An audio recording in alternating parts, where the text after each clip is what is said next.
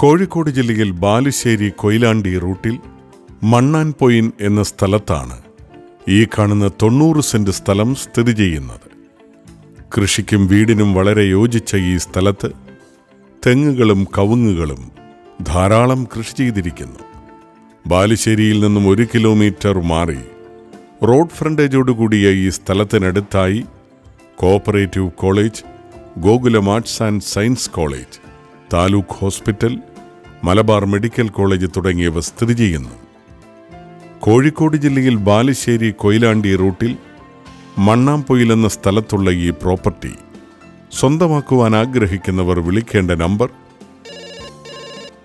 9846816109 9645414541 04962643 033.